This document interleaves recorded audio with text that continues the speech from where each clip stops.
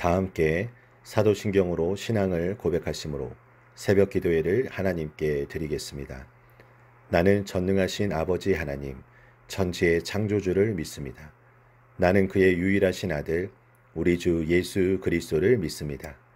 그는 성령으로 잉태되어 동정녀 마리아에게서 나시고 본디어 빌라도에게 고난을 받아 십자가에 못 박혀 죽으시고 장사된 지 사흘 만에 죽은 자 가운데서 다시 살아나셨으며 하늘에 오르시어 전능하신 아버지 하나님 우편에 앉아 계시다가 거기로부터 살아있는 자와 죽은 자를 심판하러 오십니다.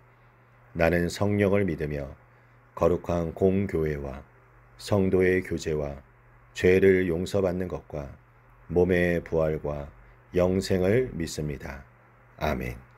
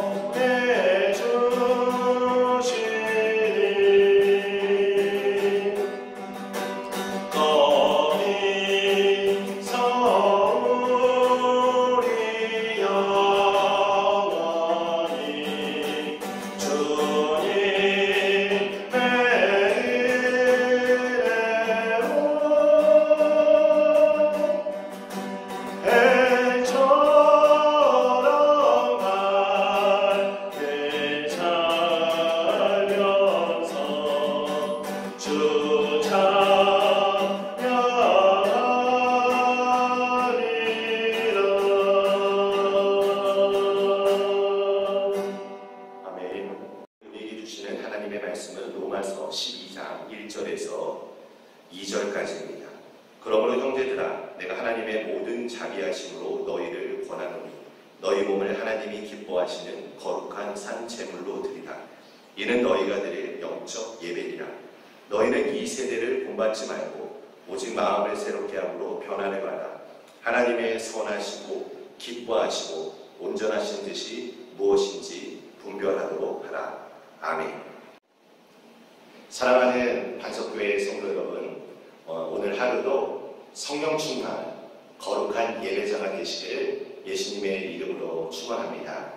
우리가 로마서를 구조적으로 살펴볼 때 1에서 11장 그리고 12장에서 16장까지로 나눌 수 있을 것입니다.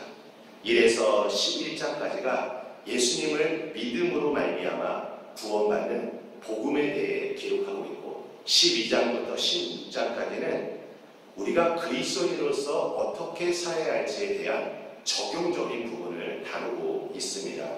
즉 이 말은 우리가 알고 있는 이 교리적인 알미 실제적인 삶의 행함으로 나아가야 함을 전해주고 있습니다.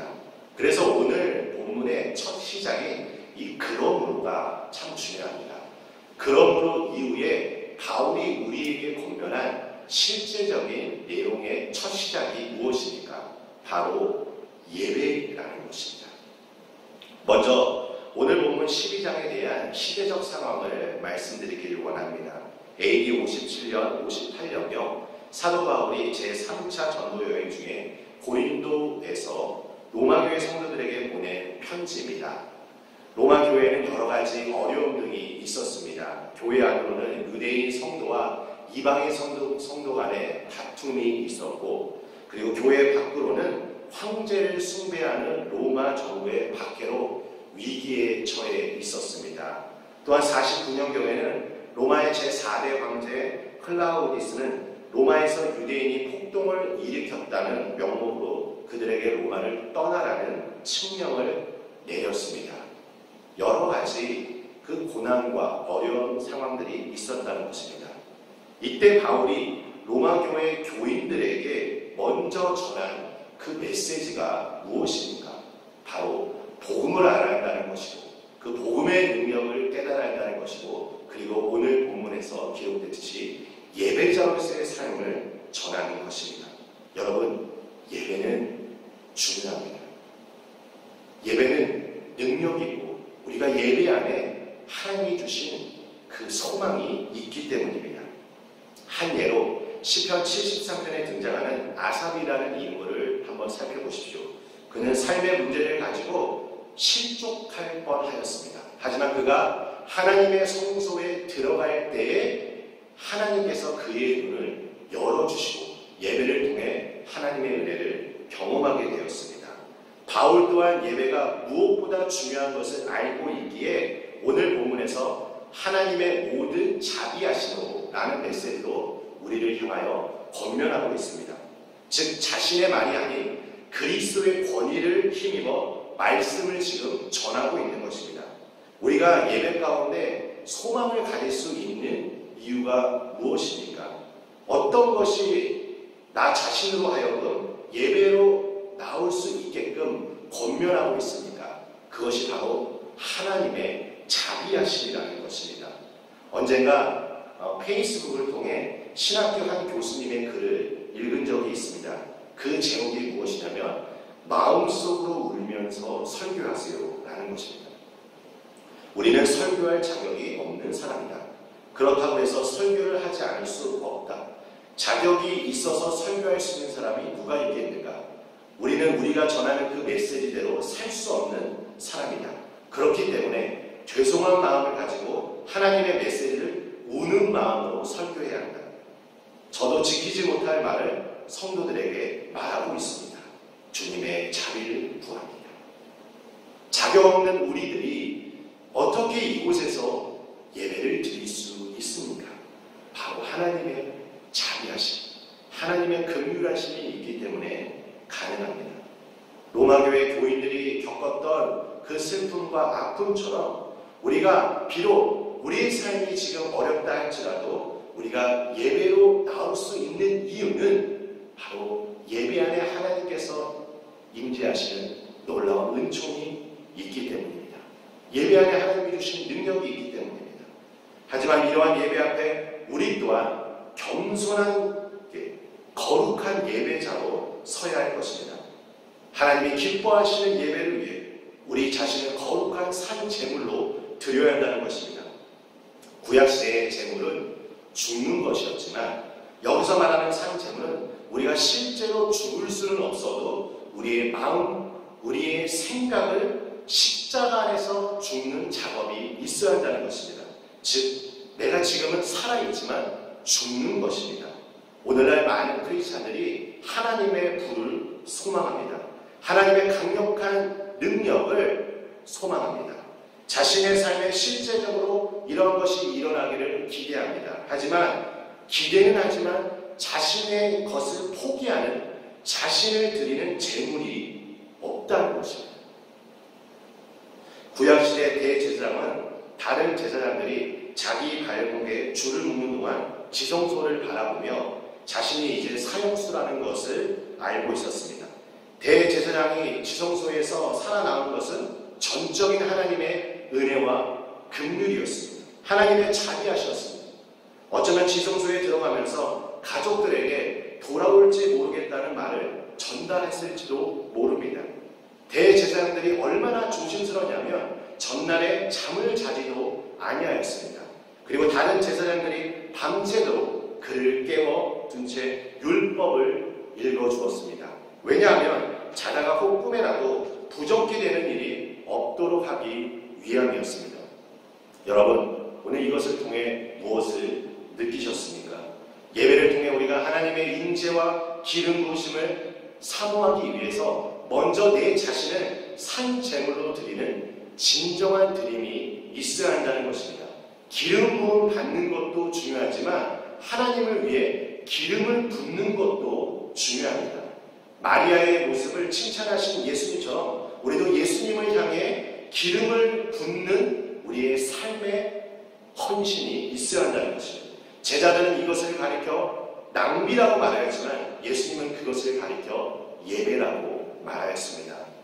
저는 우리가 예수님께 기름을 붓는 행위를 우리가 삶 속에서 말씀 안에서 적용하고 예배를 드리는 것이라고 생각합니다.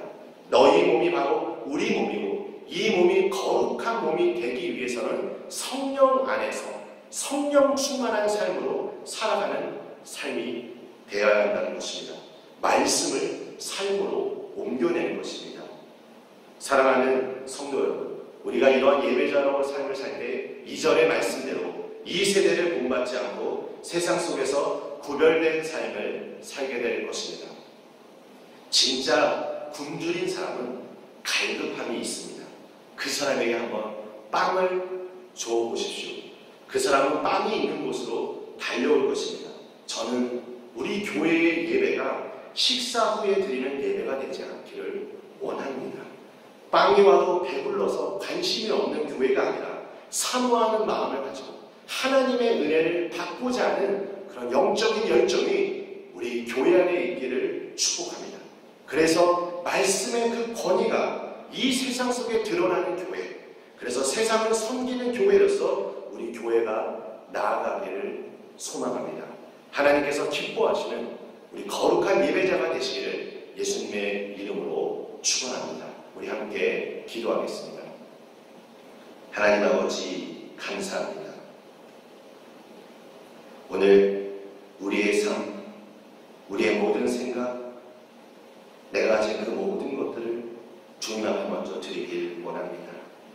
하나님의 긍휼하심과 하나님의 자비하심으로 나에게 이 시간 은혜 베풀어 주시고 성령 충만한 예배자로서 거룩한 예배자로서 주님 앞에 나아갈 수 있도록 보혈의 은혜로 이 시간 깨끗하게 내 영혼을 씻어주시고 정결케 하여 주시사 주님이 주시는 사명을 따라 이 시대를 하나님의 위대한 일들을 증거하며 살아갈 수 있는 우리 모든 성도님이 될 수 있도록 축복하여 주시옵소서. 예수님의 이름으로 기도합니다. 아멘.